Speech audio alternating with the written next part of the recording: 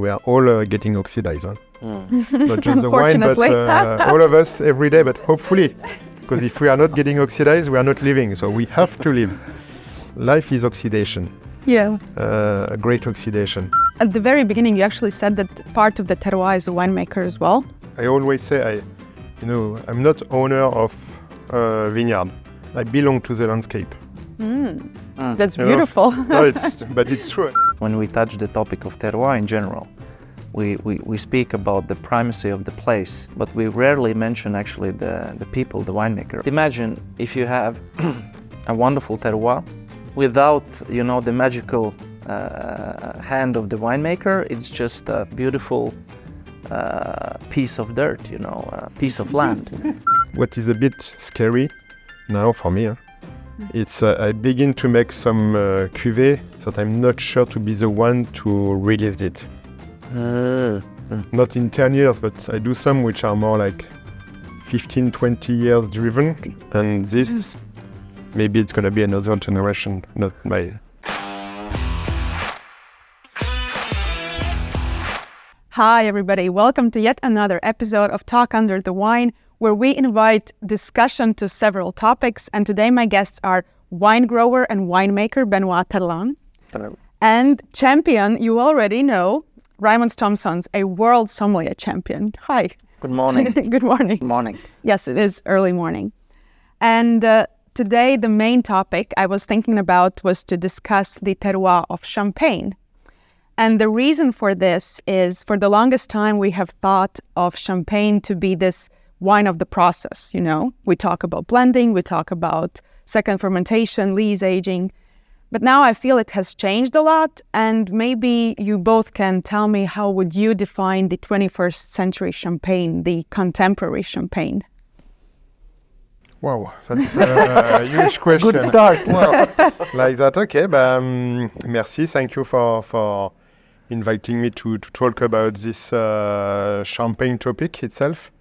I'm very happy to share some ideas about that. Our 21st century Champagne, that's a big question.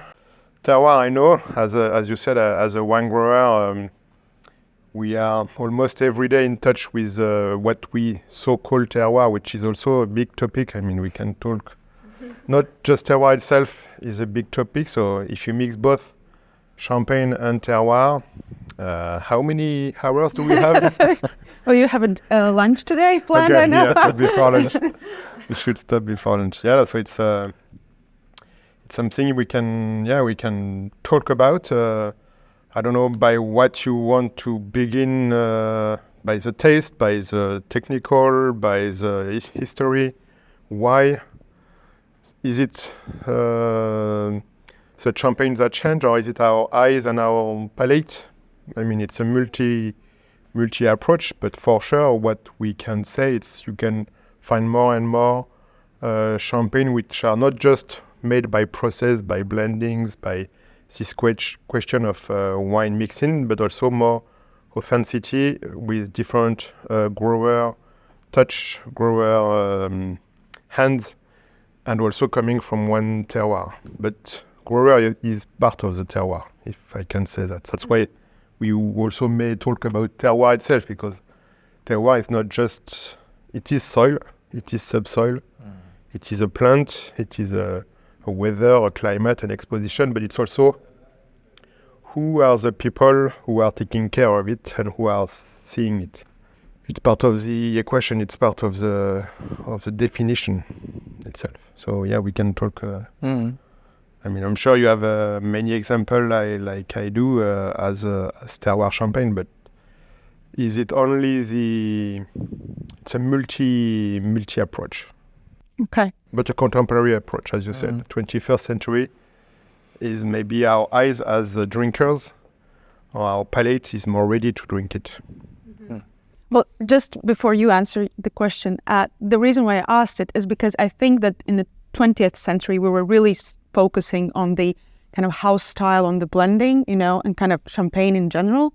And now it is more terroir driven. So I wonder if the 21st century Champagne is, or could be defined that it is more kind of terroir driven, or has more terroir expression, if I may say so. I don't know. Maybe Raimonds, you have something to add.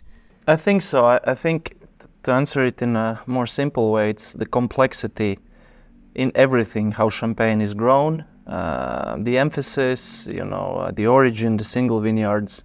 Because as you say, I totally agree, it used to be a blended wine from different grapes, different vintages. And defined maybe more by the houses, the style of the house. And with the evolution of growers like yourself and many others, I think it has become more complex in everything. I mean, for me, definitely, champagne is one of the most complex wines to understand, to learn, because there is so many details.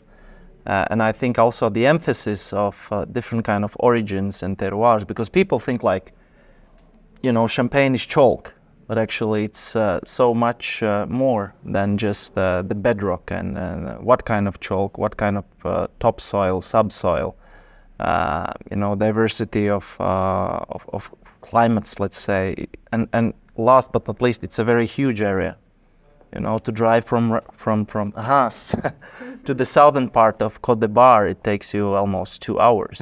So that just gives you the idea how large is the area. So it's very regional. It can be very different in climate, diversity of vintage and soils and attitude of the winemaker as well. So I think, it has become, in simple words, more complex, and there are so many details the winemakers want to enhance and underline.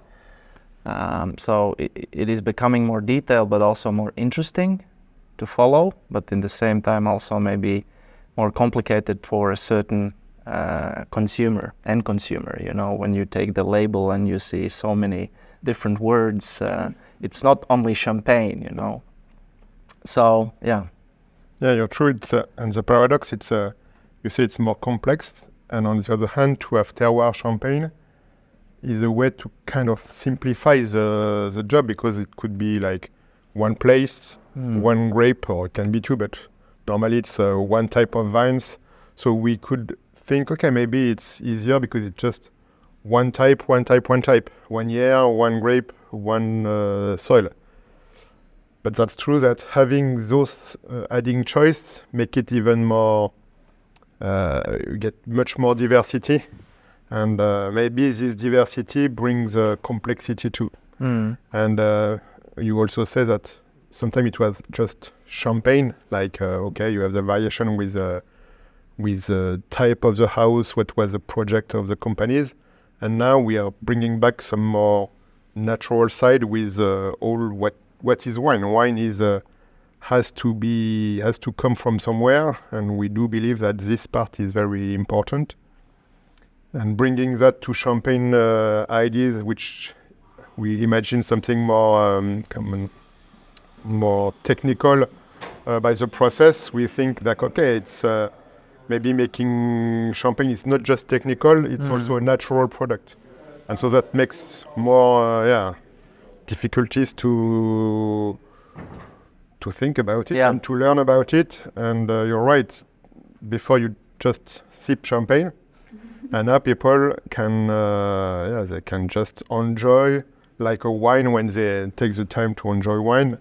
That's true. You are the good people who are here to explain them, to be the interpret, the translator of what we are doing in our place and what they can have in their glass. That's second step. Yeah. At the very beginning, you actually said that part of the terroir is a winemaker as well. Yeah, we belong to. I always say, I'm not owner of a vineyard. I belong to the landscape. That's beautiful. No, but it's true. I mean, we have been in the same village. My family, we have been in the same village for. We are wine grower in the Champagne area for 12th generation. With my sister, we are the actually 12th generation. And in our small village, like 600 people, we are based here since the French Revolution. So a good 200 plus year. So this landscape is, we say, what is the root? Is it the roots of the plant, or is it our feet which are so stable on that place? So, and yeah, when I say we belong to the vineyards, to the landscape, it's also, yeah, we have the same vibration. You know, if I'm far away, I always bring some soil with me, not to get too lost. That's true. But then can we talk about, or can we ask ourselves, so we used to talk about these huge houses, Grand Marques, that they have the house style. Can we say that the grower have their own style then as well?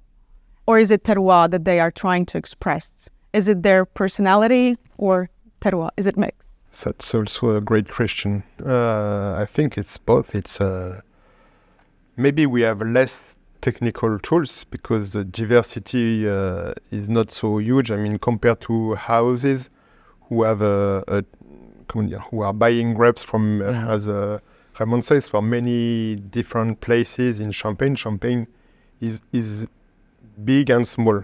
I mean, it's only 33,000 hectares altogether, but that's true that from northern to southern side, it can be long trip, and you have some main region on the Marne district and one more south, close to the more Burgundy in the Côte des Bar and the Aube district.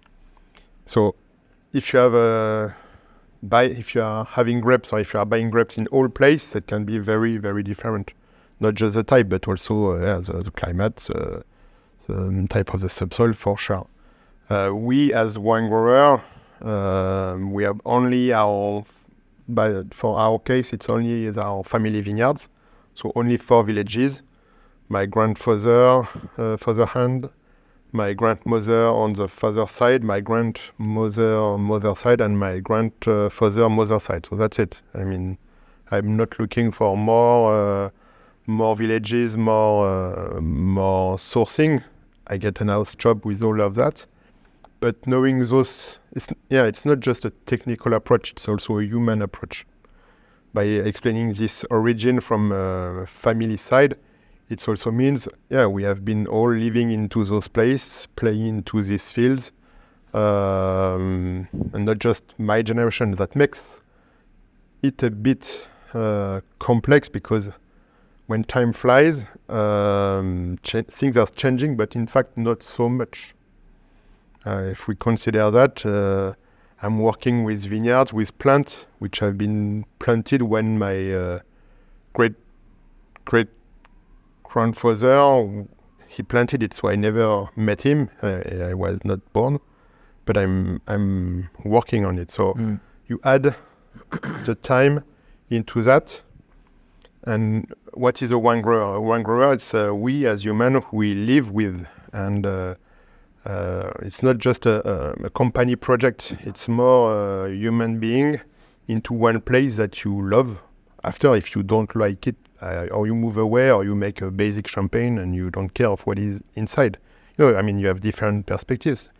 You're not obliged to always do terroir champagne. You can make something very classical blend with no, just like a champagne, bubbly and nice and house, which can be good to drink. I mean, there is no judge of value. It's just a matter of timing, of also consumer approach.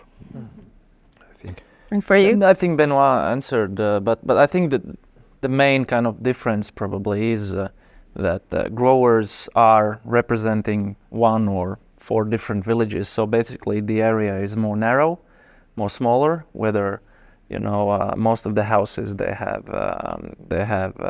vineyards, or they buy grape varieties from different kind of areas, from more wider. So that's why they have a house style. But the grower, usually reflects a village, so a certain area, which of course in combination with that particular climate, subsoil, and probably winemaking techniques, is another, let's say, unique expression of terroir or champagne.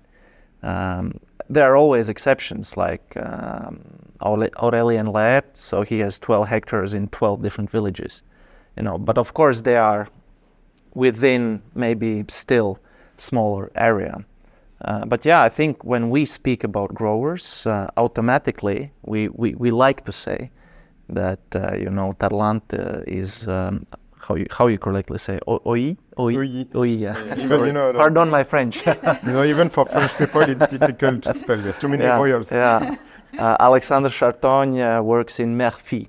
So that there is something particular in those specific areas. Whether a house, is when we speak about style of Boulanger or Tattanger or many others. So, for sure. Yeah, and when you make the comparison with a brand, the project of the brand is to be recognized as a brand. We are not looking for a taste. We are just accepting what the nature gives us, and we try to transmit it as a wine. Mm-hmm. And the perspective is different. We are not looking for, we are accepting, when we have grapes in the 4 villages, for example, if they are wonderful, I'm happy. If they are not wonderful, I have to make something great from it. So it's always we don't have the same meaning behind. We have more the connection for us. I think is more connected to the nature, to the origin, and not to a crafted product at the end. Yeah, that makes the perspective a bit different, and also the chance to have great wine, but also to have wine not so great. So it's also, let's say, we are not looking for average. And it really depends on the project of each people. It's more also related to people. I mean, wine grower means you have some people, like one family at least, who will decide. It's not just like a company project. And I just would like to add what also Benoît said. And I think, when you read books or when you ask colleagues of yours or when you speak in between professionals, when we touch the topic of terroir in general, we speak about the primacy of the place, but we rarely mention actually the people, the winemaker. Okay, sometimes I don't remember who mentioned that. We speak about the cultural and historical aspect as well, which is strongly linked to the terroir. But I don't remember who said that or where did I read that. But imagine if you have a wonderful terroir without, the magical hand of the winemaker. It's just a beautiful piece of dirt, a piece of land. Because really, I mean, and also historically, the grape plant without human would be just a wild plant somewhere growing in the woods. So basically, I think the wine plant and human, they're so linked together. And I think a great terroir could be spoiled, with lousy winemaking in the cellar like this. So, and then we would not talk about terroir if there would not be a meticulous and perfect, technique and winemaking approach. So the human aspect, I think, is not underlined enough. I agree. I absolutely agree. And sometimes it's you winemakers to blame because you say, oh, I don't do anything. Yeah. It's just all here in the vineyards. But actually, you have to be there to make this, to finish this beautiful beverage at the end. We should say it more often. Yes, that you are also part of the terroir. But I wanted to ask you, it's maybe a bit more away from the romantic part of the terroir, because one of the criticisms other winemaking regions face, like Barolo, like Rioja, when they are talking about single vineyards, are now that they used to be these kind of blended styles. And now all of a sudden you take this really high quality component out of the blended style, and then you highlight it on its own like it is the single vineyard, but then the blended style kind of reduces in quality. So do you have anything to add, or is that for you as a winemaker, or you, like, how do you see that? Yeah, that's true that if you think like that, I do believe you begin to bring yourself big difficulties. If you just focus on the top and you lose the value of the core wine, you will begin to lose the confidence with your customer, and I think it's not the good approach. We have a champagne approach, historically, so my focus is, first of all, before even thinking about, let's say, the really small, teeny, single vineyard champagne, let's first focus all our energy to the zero blend, which is our classical non-vintage cuvée. This must be the one, for me, it's my daily obsession. And if I'm secured, if I'm happy with this cuvée, after we can begin to think about trying to get more sense of very, very pure origin. But before doing that job of pure origin, let's first having something more serious on the base wine, on the classical wine. We shouldn't reverse. Mm-hmm. If you begin to reverse, I think you won't go long. Mm. Yeah. You maybe do it well for 1 or 2 years, but after your project will, to my view, I'm more long-term guy, long-term family, so I never think like that. It's not possible, to my aspect. Yeah, I can only speak from the perspective as a not winemaker, but probably there are some reasons why some of the best wines are blends. Bordeaux is a great example, so is Champagne. And then the question, is it a blend of different grape varieties? Is it a blend of different vineyards or both? Or potentially, like in Champagne, even different vintages? And actually, I heard many discussions about really experienced wine critics, not winemakers, that, they feel that, if in long term, some of the great appellations would also allow to blend different vintages, the wines would be maybe more complete. But probably that's another discussion. But also what I heard from many winemakers in different parts of the world that, for some reasons, they have decided that a certain vineyard from certain place, like you mentioned, Barolo, so they feel like this specific vineyard deserves to be, bottled separately. And I cannot answer, what is the kind of reason behind that, but probably, the winemaker feels like certain vineyards, and then it's a question, is it from one grape or maybe 2 or 3 grapes, they deserve to be bottled separately. And there is probably a reason why in Champagne you have these 17 Grand Cru villages, I think Rodolphe Peters said that, a Grand Cru vineyard should be perfect enough to shine in all vintages. Even there could be a more complicated vintage, but the primacy of that Grand Cru, while historically, people have decided that this specific vineyard or village deserves to be Grand Cru. So it must be this specific location is the perfect place that can guarantee you to make wine maybe in every vintage.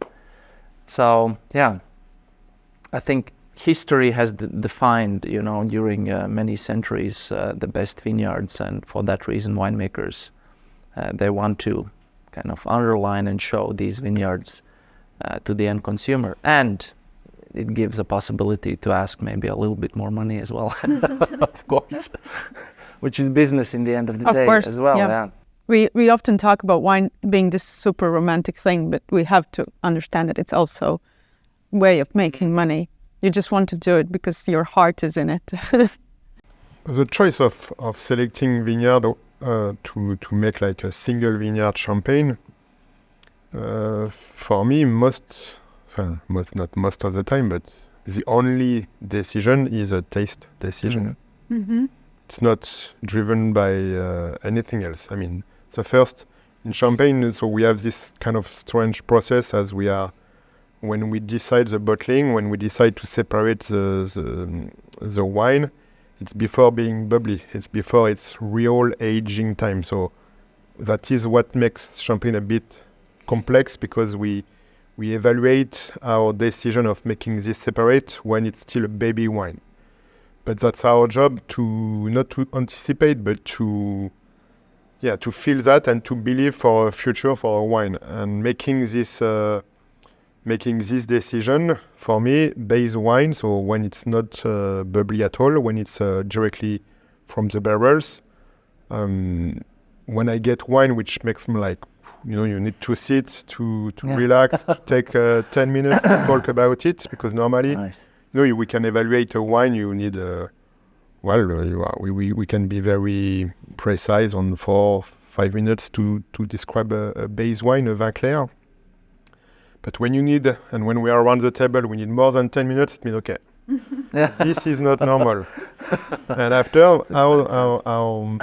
our winemaker or our wine grower decision is to say, okay, what do we do with this wine? Do we think about it for the blends, for the reserve, to become a reserve wine, to become a base wine for our zero blend? Or does it show us that it has something so special that we should let his chance to show what he has behind? That's this moment. So we say it's a blending moment or unblending moment, in fact. But this timing is, that's just our decision, which let us go alone.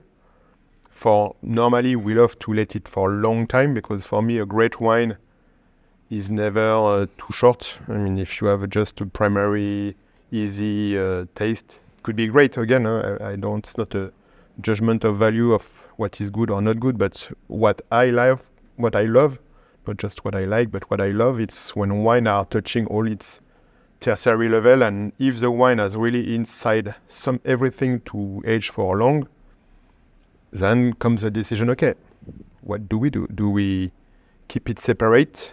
And there is no question about blending. Just think that this vineyard is showing us so much things inside, potentially, that we must do it. It's always a big decision. Can I ask you a quick question which just popped up in my mind? So I'm just curious, when you taste the vin clairs, which I can imagine, well, you have experience, but probably for two of us it would be something, very complicated and not easy task to do. But do you think like the vin clair defines terroir, like the expression, I don't know, of soil, of that specific plot, better like the finished wine? Or, the finished wine after élevage and lees aging, I know it's a bit kind of chaotic question, but I just thought, because you define that by tasting the vin clair, that, as you said, 10 minutes of talking, and I think that's a wonderful answer. But does that mean that the vin clair actually, expressed this specific plot probably, the best? Because we're talking about vin clairs in general, like quite rather neutral, not very fruit-driven aromatic wines. They're rather neutral, high-acid wines, and then of course there are details, and you need to listen to the wine carefully to understand that. But I just thought. Yeah, that's a good question, Raimonds. The vin clair, the base wine, but you also said that the aromas.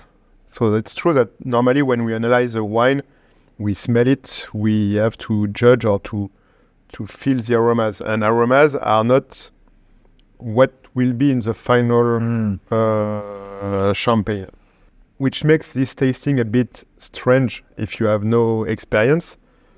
But as a wine, as people who love wines, what we love also, it's not just the aromas, it's also the texture. I mean, texture is how it touches you here or in the back or in the front or everywhere. And my approach about base wine tasting, about still wine tasting, the vin clair, is my priority is what is the texture of the wine, what is the architecture of the wine. And if it's too fragile, if it doesn't have the base fits, if it doesn't have the longness, then you say, okay, maybe this wine needs more time in barrels or different blends. You cannot say just by the vin clair that is going to be great. You have some hope, you have some feeling, yes, but you're still not sure. Yeah. It's always a decision. Mm. And because you will bottle it and you will leave it for 5-10 years, you have to be sure of that decision. Mm. Mm. But even if you do that, you're never Yeah. sure. Yeah. It's always like it's not a gamble because it's a taste gamble. So you have some, you just don't do like that. Yeah. But you're sure that it will not be the same like the fresh wine. This It's is fun. It's fun.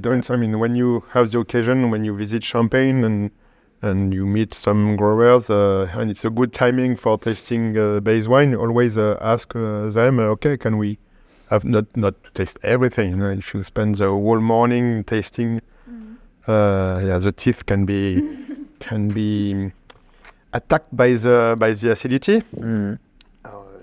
After one day of base wine of vin clair tasting, you just drink soup at the end of the day, and no meat or nothing too strong for your teeth.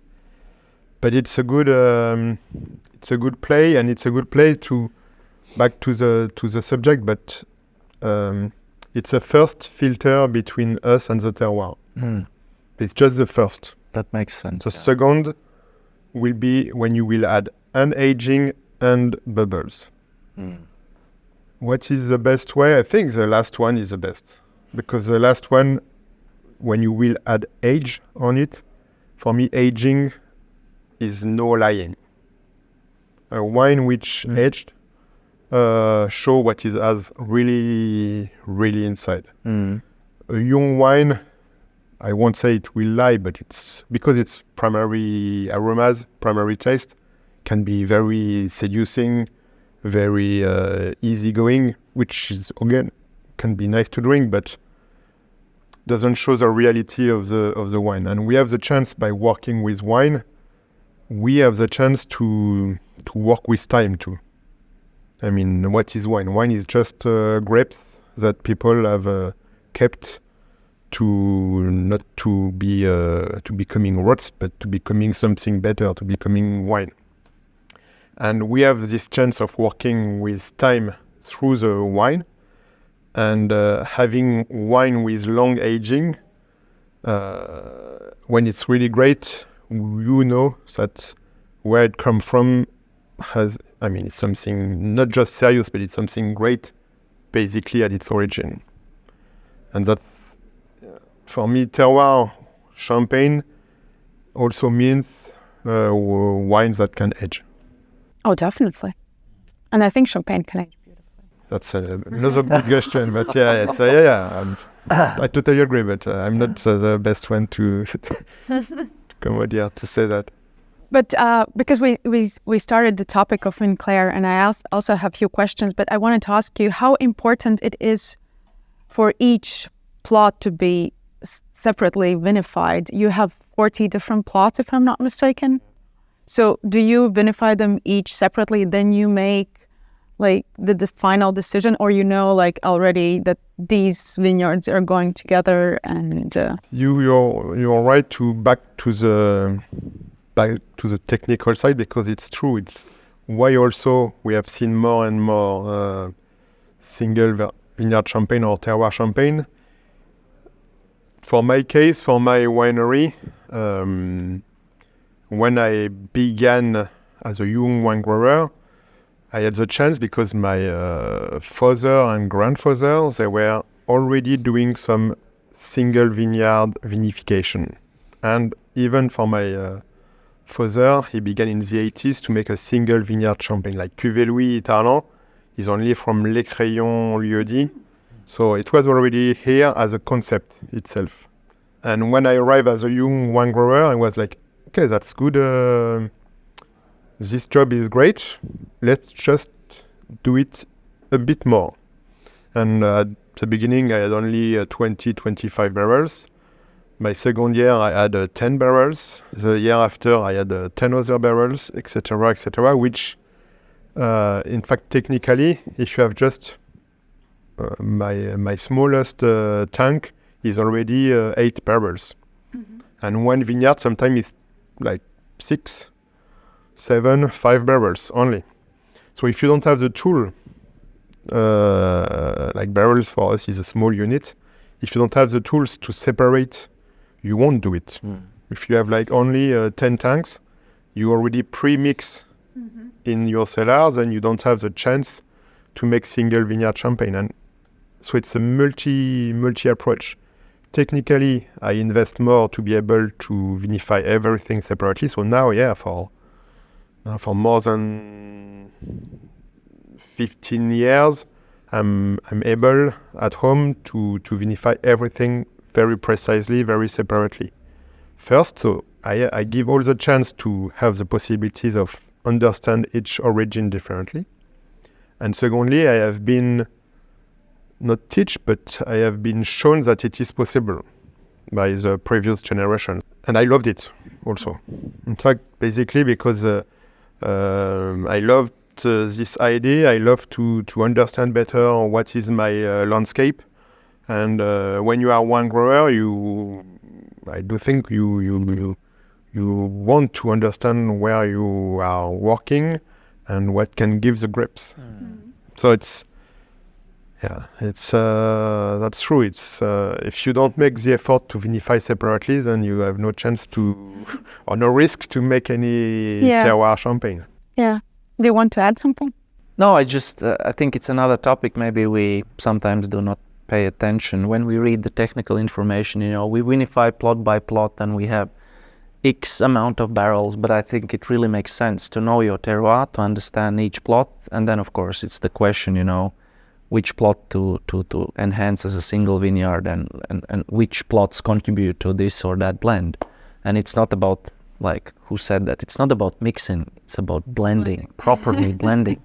Otherwise, it doesn't make sense. So it's definitely a very important, I think, aspect of creating terroir-driven wines, to have those plots. It's like a palette of colors for an artist to paint a picture. If you have 3 colors, I mean, it could be a nice picture, but without complexity. If you have 50 colors, you can paint a beautiful, colorful, potentially better piece of art. Yeah. Yeah, and for us, it's also, all the work, all the invest, but it comes from the beginning. It comes from like press system. When you invest, when you choose your press, you have to calibrate. Okay, you can buy a bigger press, more efficient, where it's more effective, less cost.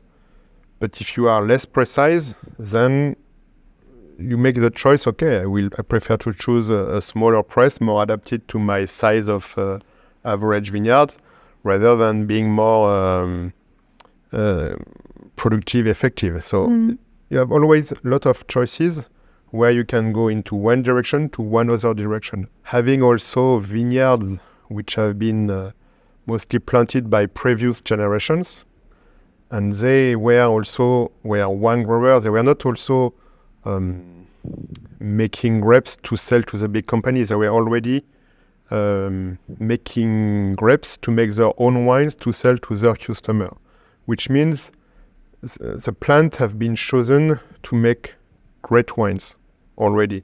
So when you arrive at your generation plus vineyards which are 50, 60, 70 years old, I'm lucky. I can say at the end I'm lucky because I have all those raw materials which are here, ready, and it should be my responsibility if I just say, okay, I just want to produce high quantity grapes and having no cares about the origin. It could be economically efficient, but with your head, I don't know how you can sleep well if you waste all of that.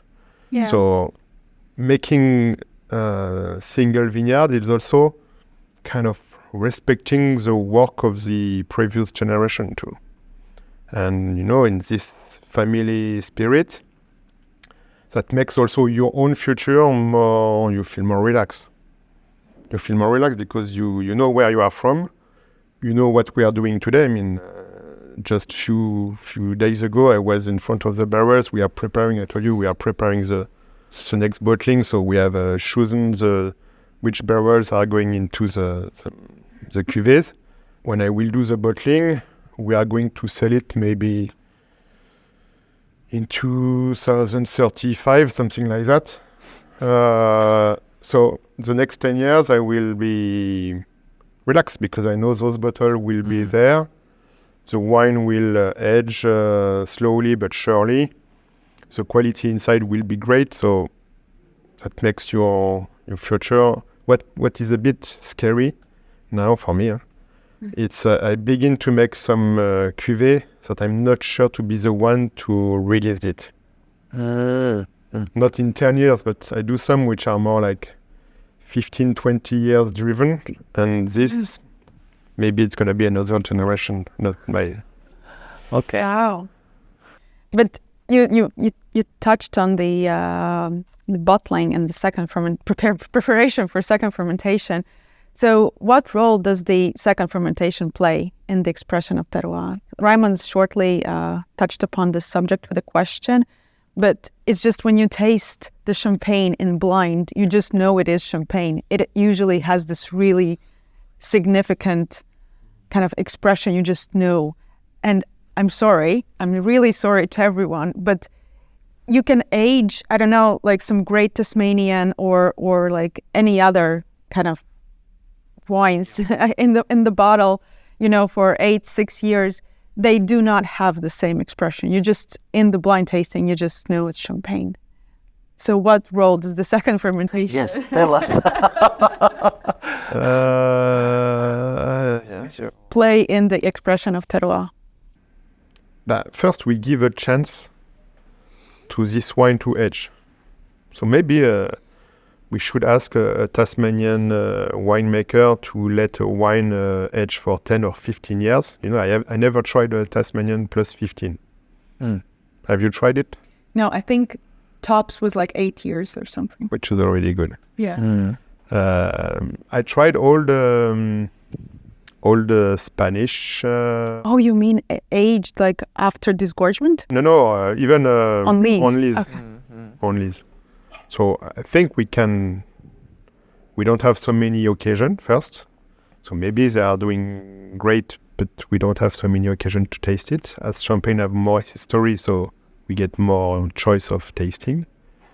After, the aging helps to, I told you that age or times doesn't lie, which also means it put away all the filter, all the makeup, to let only the inside of the wine. And the texture is one point. The acidity, how acidity will be integrate with the texture, is a second very important point for aging.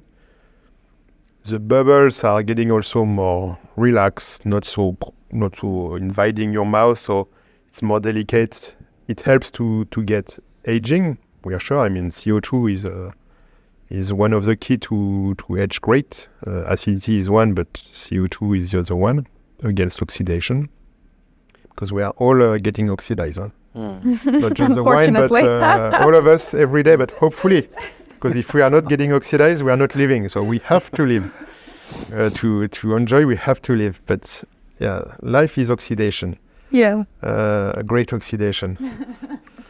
Just not to a brutal oxidation. And that's the same thing for the wine. For me, a wine from a terroir, which just show what the terroir is from. If you have a more sticky terroir, the wine will age on the stickiness.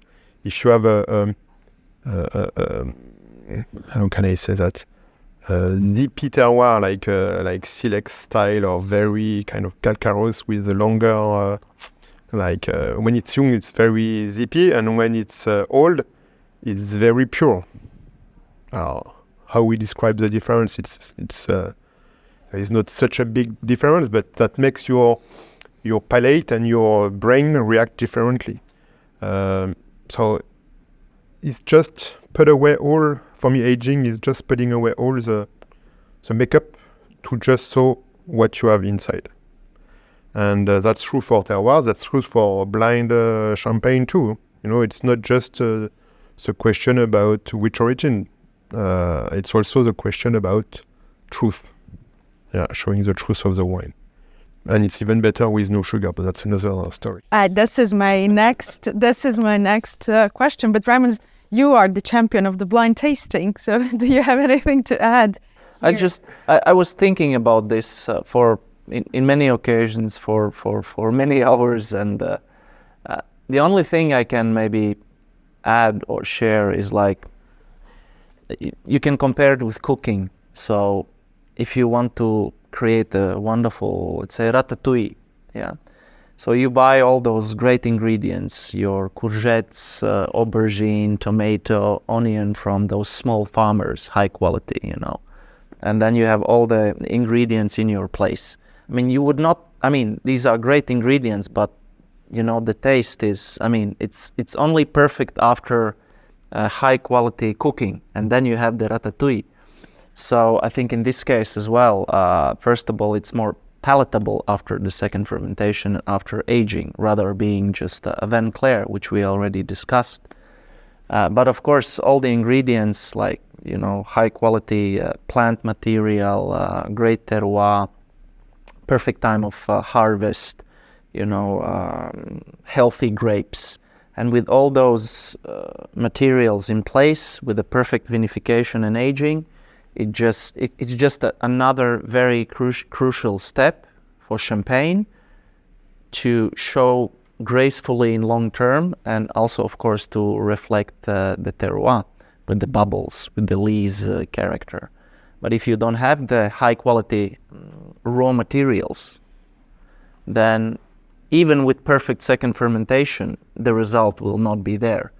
So a great terroir has the ability of a vin Clair from a great terroir to shine through, even through this very complicated, long élevage of second fermentation. And at the end, we have something, wow. Same is with cooking. You can have great ingredients, but not the most well-crafted chef, and the result will be a mediocre ratatouille. And vice versa. If you don't have a good quality raw materials, even a great chef maybe could not make a great ratatouille with salt, pepper, olive oil. So these are strictly linked, and so is the second fermentation linked to vin Clair, linked to terroir and to the winemaker. So everybody without each other, will not have the same result. This is just what I've been thinking. Sugar. Yes. This is a question actually we talked with Agnes and we thought, how to ask you. And I think this is a perfect occasion about sugar. Yes. What is a terroir of sugar? No. I think it's a good question. What is a terroir of sugar? What is as it? well, Well, I actually really liked when I spoke about dosage with Peter Liam. He told me that this is greatly misunderstood subject, and I realized I don't understand that subject as well, really well. And you are known, you're famous to make your champagnes zero, so no sugar added. Do you think it expresses terroir better, or this is just the style that you want to make? Because just to kind of small side note, there have been champagnes that I've tasted, actually even together with Peter Liam, and we discussed that maybe a little bit of sugar would have kind of combined or created better balance here. Not your champagnes, we different labels. So the question to you is so why the decision, and do you think it is better expressing the terroir? Always, it's a long, can be a long debate about it. That's true that I'm more not pro, but con sugar. Depend how you want to talk about it. For me, sugar is only part of the champagne history. I disagree when we always think that champagne used to be sweet. I always say that champagne, the first 150 years of bubbly champagne was not sweet at all, because sugar was not existing. I mean, in Europe. Inexpensive. No, it wasn't. Wasn't? Okay. I mean, for us in our European, it's only around Napoleon time that there were those fights with the British to get the access to the island, to get the access to the cane, to get the access to the sugar. But before that, sugar, except through honey, but there were no honey in the wine. It was, or maybe in Greece, but not not in France, not as I know. So sugar was not in the cooking, was not in the kitchen. Sugar was just arrived, at the end or beginning, end of the 18th century or 18 something. Like for us, Napoleon time represent around this period where sugar began to arrive in the cooking, in the drinking too. And in France, it was also the time that you had the first sugar also coming from the beets. You know, sugar from the cane and after sugar from the beets. But except that, and bubbly champagne existed already for 150 years. Because we think that champagne with bubbles is around 1640. So from 1640 to 1814, that's a little 150 years. So 150 years, champagne was brut nature. That's a good point. Yeah, I mean, I never actually realized that. After sugar arrived to our European, because of the boat that goes to the island, the fight between British, and it was an issue to get the access of the sugar, and also there was a fight from the Prussian who arrived against Napoleon. Sugar was in the something very hype, so they wanted sugar everywhere, and also in the champagne. And so that's how this, what we call the American taste, the Russian taste, was with very high dosage, like something I tried myself to make very high dosage champagne, like 250 gram. Yeah. Wow. Yeah. That's, you don't have to be diabetic. If you, it's like a syrup, slightly bubbly. In our days, I don't know if we could even absorb it. But that's only part of the history. After you have the recent history, which is 20th century, where you have, a high dosage like 20, 30, 40 grams. And in our days, right now, you get more chance to get lower or zero dosage. Is it just a question about techniques? Is it just a question about taste? I always say there is no best answer. Each winery, each winemaker can make his own choice. What I love, it's when the wine doesn't lie, because we have no time to waste for lie. And so if sugar arrives to make something you cannot look through, then it's not a good point. If the sugar could help to have a better view, why not? My perspective is to say, okay, if the wine needs to get more roundness, let's wait 1 more year. Or if it needs more, let's wait 2 more years. Brut nature is not just brut nature, it's just it's not just not adding sugar. It's first of all, I'm more thinking about the rhythm of the wine, the time aspect. And if the wine needs more softness, let's wait 3 more years of aging. That should be the first reasonable answer if you don't want to bring some sugar, which is in nowadays something very basic industrial product. I mean, that's cane beet sugar, very refined, it's very white. But we have also this option of just waiting. So why don't we wait? So actually, the question I just wanted to ask, maybe you can add, besides the aging process, What things do you consider when you make a champagne with non-dose, like in the vineyard, maybe harvest, any other kind of, what happens in your mind, like when you want to make a non-dose champagne, apart from the technical second fermentation process? But it begins in the vineyard.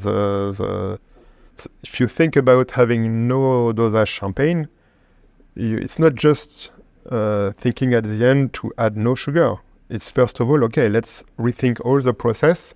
Let's make a great grapes. So let's take care about vineyards good in-house. Let's wait the good timing for natural ripeness. So if you already at the beginning have a so-so grapes which are not very ripe, you begin with bad raw material to make a champagne with no dosage. So yeah, working in the vineyard is the first most important thing. So you're not looking to have a high productive grapes, but to get more well average with nice concentration, good intensity. After it's always a matter about timing, not just timing of aging, but timing in the vineyard. So better to have all vineyards, taking the time for long maturity in the vineyards to get natural ripeness. If you have that, you begin with the first good point. After, if you take care about a great vinification, separate vinification is better. To my mind, I love the wood breathing, so barrel fermentation helps also to get more separate for terroir driven. So it also means for the first fermentation and aging, you will have wine which will already be more relaxed, more open, more ready to give what they have. And then at least comes the time of the bottling with the second fermentation. And it's also a question about timing too.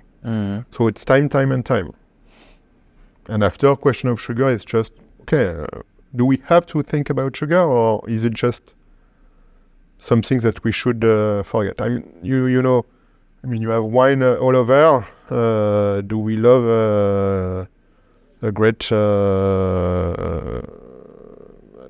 Chablis with sugar? Probably not. I don't know. I won't say. That's your decision, But yeah, why?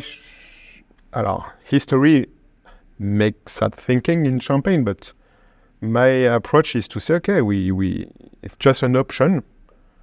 If it's here to help the wine to be shown great, why not? If it's bringing a filter to not feel the origin, maybe we could make it differently. And again, if you don't care about the origin, you can hide anything. I mean, you can add sugar, you can...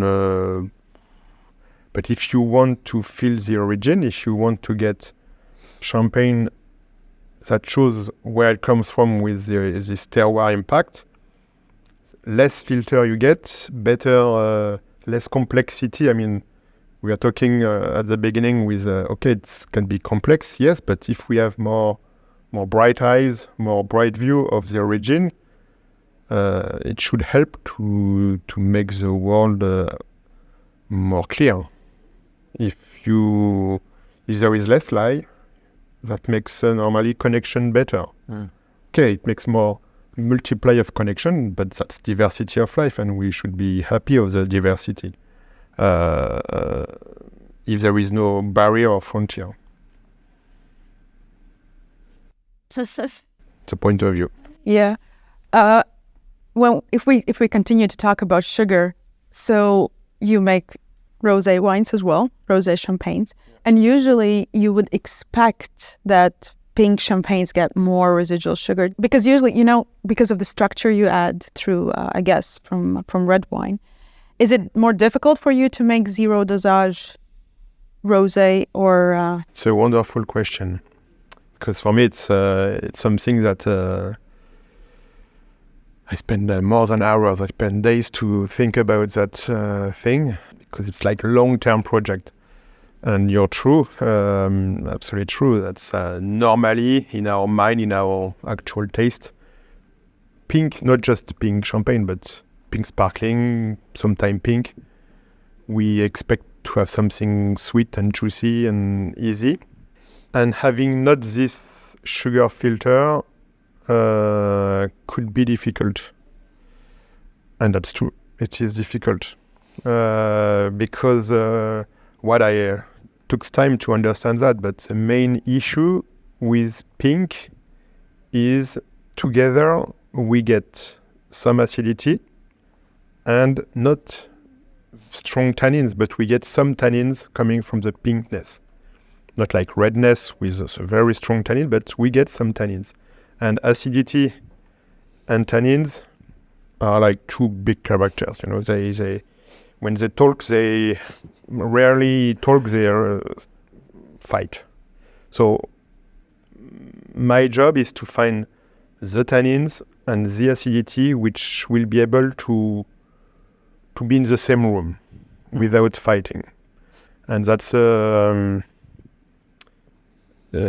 it's a job. I mean, it's a work. I made it, but it took many years to find the good vineyards which shows soft tannins, and to find also the great vineyards in my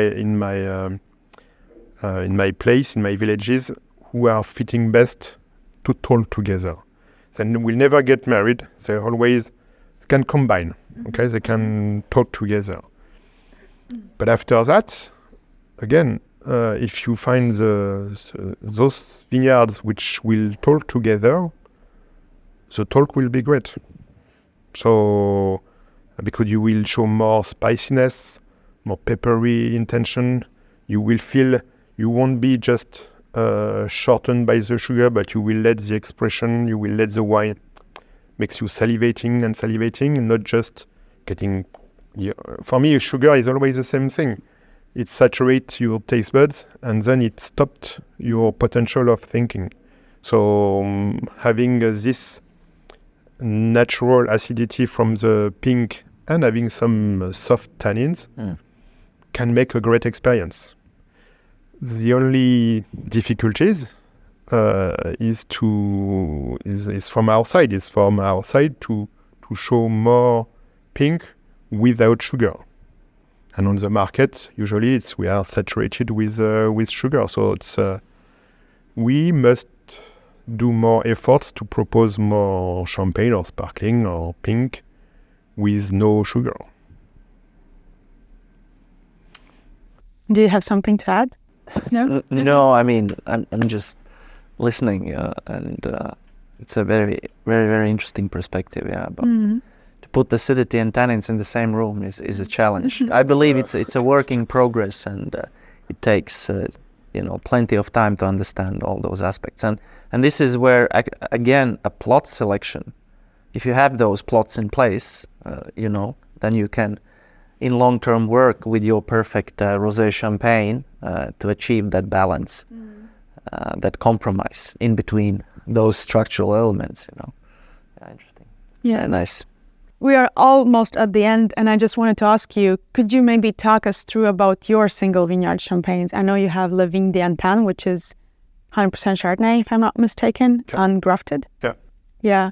And then you have Le Vigne d'Or. Yes. Do I pronounce them correctly? La Vigne d'Or, yes. Which is Meunier, which I have grown to love a lot. So could you maybe talk us through your champagne? Should I run after them and maybe put them on the spot? Just to see. And I'll bring them. So, La Vigne d'Antan, La Vigne d'Or. Yeah, at Okay. least these two. Uh-huh. And maybe also, while Raimonds is getting the champagnes, just what were the crucial decisions for you to decide that these are going to be the single vineyards? It's important because they are my generation work. They have been from vineyards from previous generation, but I decided to make them, to vinify them separately till the end. Et voilà. Okay. So let's begin with Vigne d'Antan. Vigne d'Antan is, again, as I told you before, for all of these projects, I never said we have to do that. It was, first of all, the vin Clair, the still wine tasting. I do pick one one sample of each barrel lot.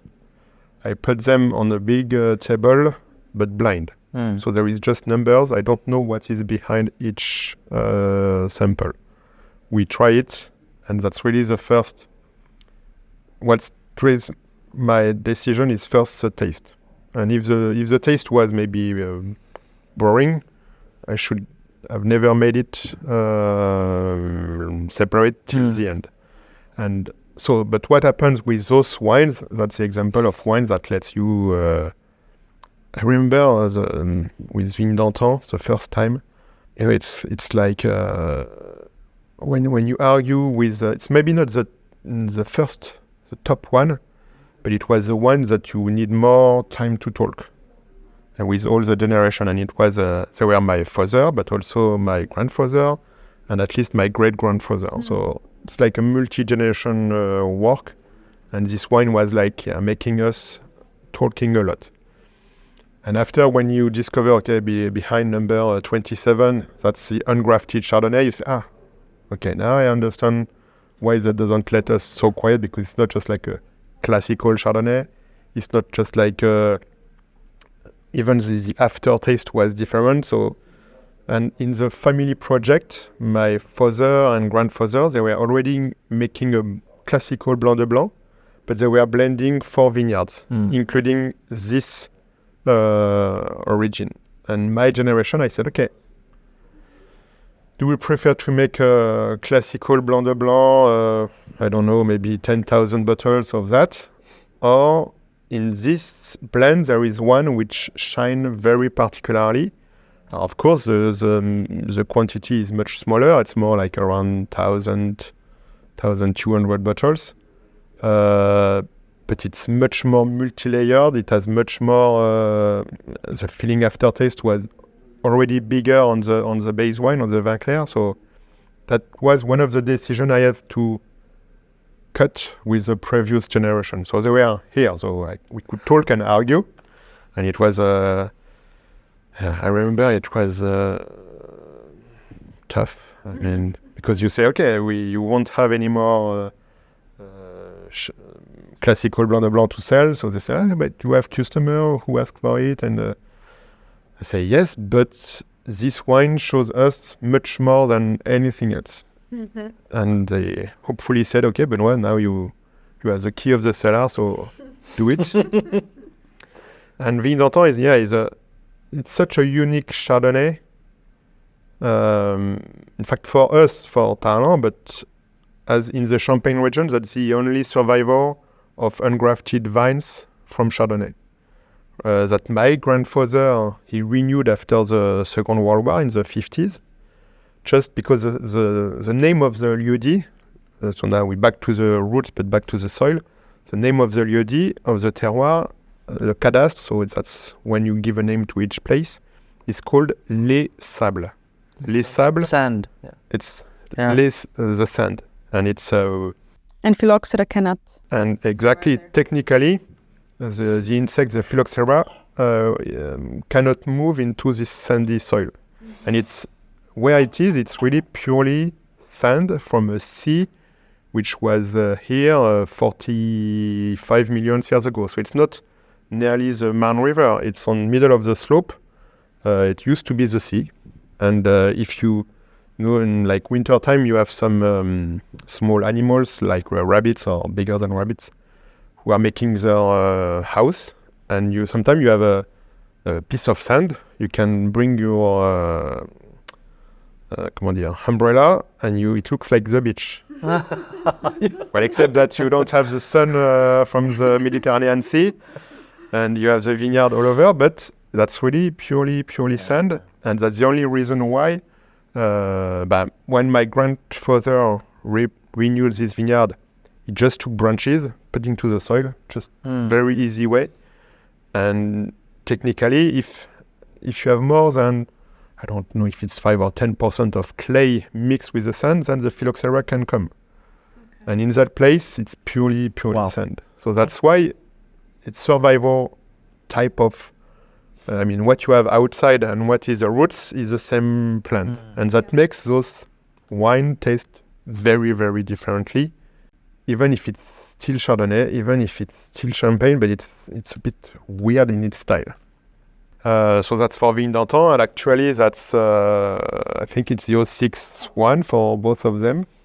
And Vigne d'Antan, yeah, it's more like multi-layered. It doesn't have just the precision of the Chardonnay, but it has that kind of rolling, and after, like a reverse pyramid.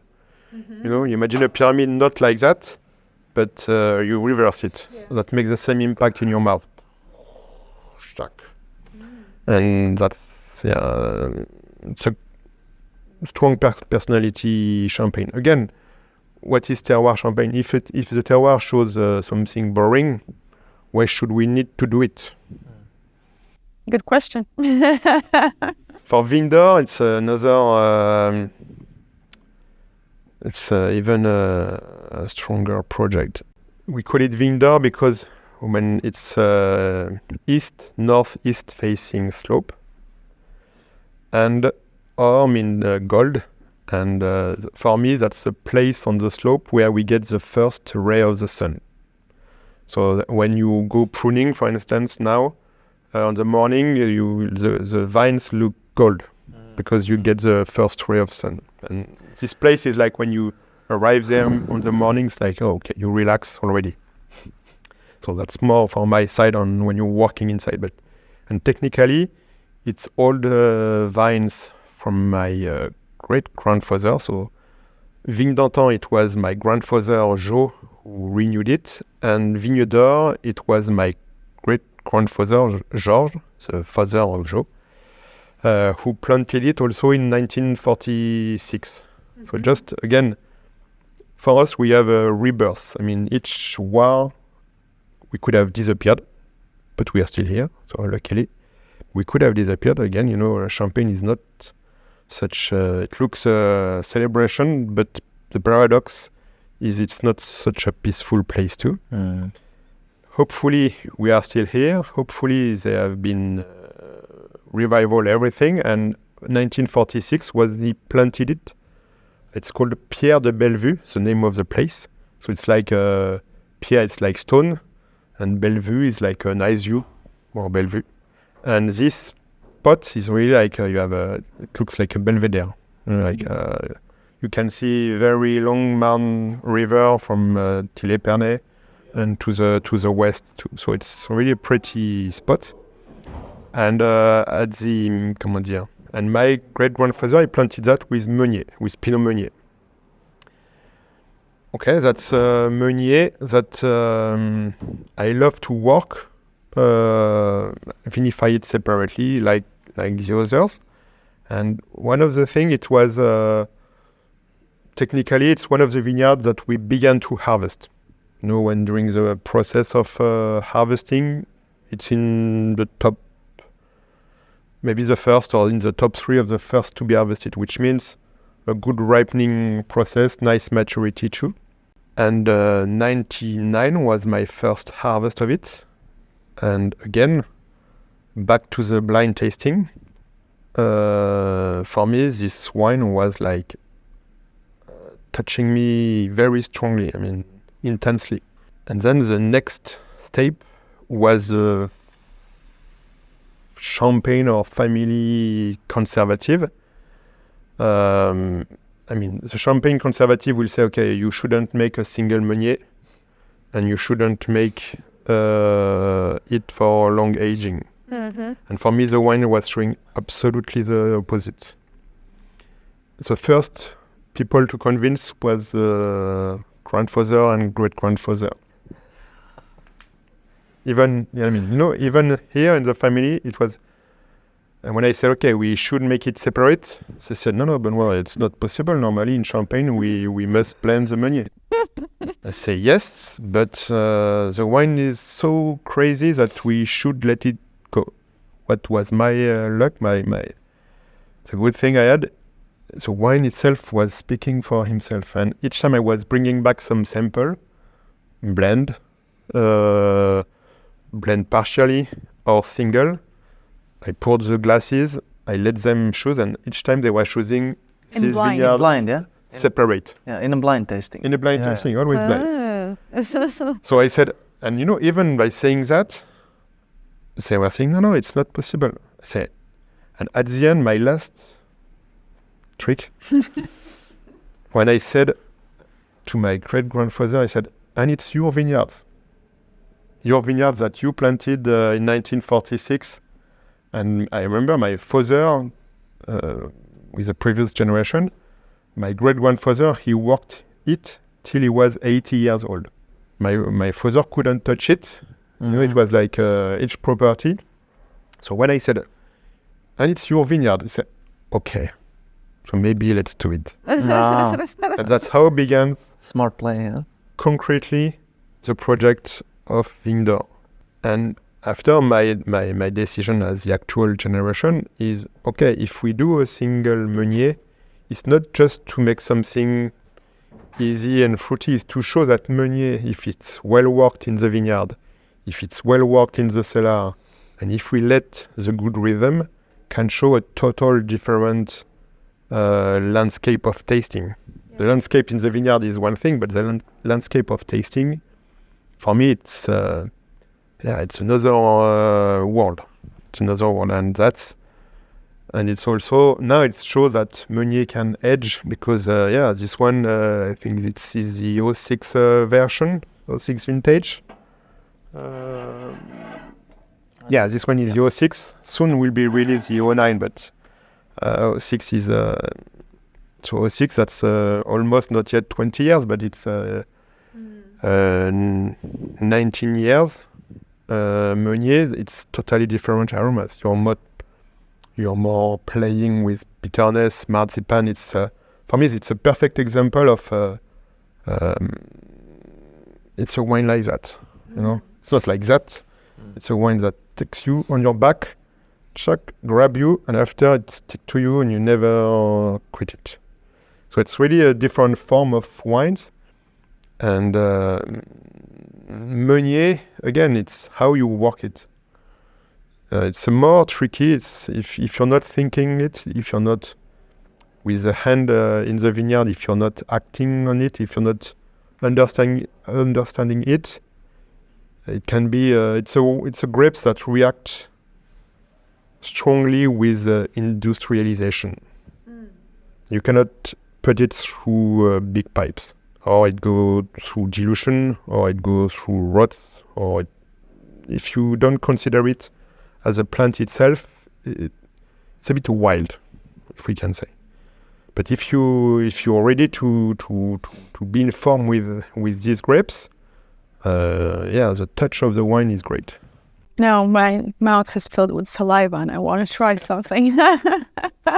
You express or you talk about the wine in such a manner. So beautiful. But they have their identity, and again, about the subject terroir champagne.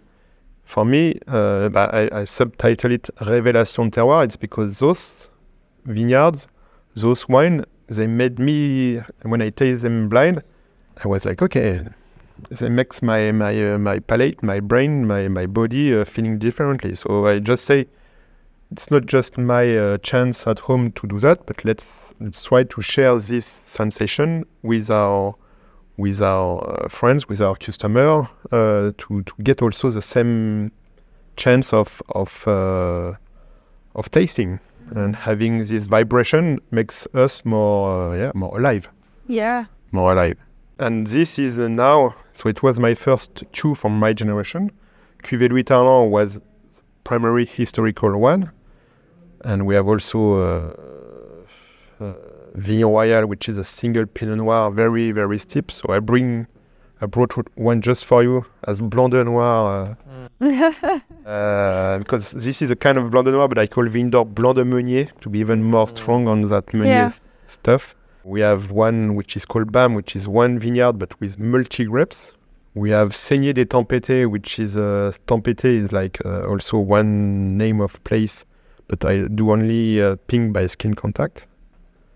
I have Argilité, which is just Notre Dame vineyards. In fact, all those, when my palate says, okay, it has some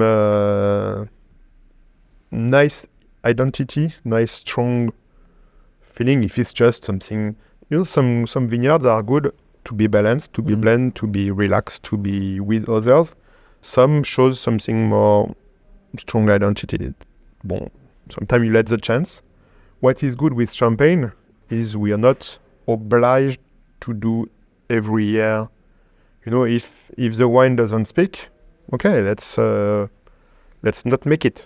So you don't do single vineyard every year? Not every year. Not every year, not every place. I told you, 06 is now. I haven't made 07. I made 08 because 08 in Champagne was just crazy, wonderful year. And I made 09. I haven't made 10. I haven't made 11 for Vineyard d'Or, for instance. So the next one will be 9. I wait a bit more for 8. So yeah, it's not... After, I will respect the rhythm of each. Now comes the impact of vintage. That's another story, but we let the time speak after. Yeah. It's a second approach. Raimonds, do you have anything to add before we finish? No, I just would love to continue to listen and Benoît do the talking, because it's so interesting. It's another, again, perspective, but maybe on another chance, maybe in Champagne, maybe in the vineyard. Maybe with champagne in the glass. Yes. Yeah. No, but here in Riga, it's a good occasion to come and meet you. Sure, So I'm happy to discover and to those next days to talk with many people about wine, about champagne from Terroir. So it's gonna be fun. So I want to say thank you. Thank you for agreeing to talk with us in this early morning. And Raimonds already has one, so I'm not going to give you, I'm sorry. But every guest in my channel, when you walk in your vineyards, maybe you can cover from sun. When you do pruning in Vin d'Or in the morning. With the sun. But then I'm ready. So I have to wait when I left Champagne yesterday, it was so grey like here. But soon we will have the sun. Hopefully we will have the sun today as well at some point. Yes. Thank you so much. Thank you. This was lovely. Thank you, Raimonds, for joining us as well. So that's a wrap. Pleasure. Merci.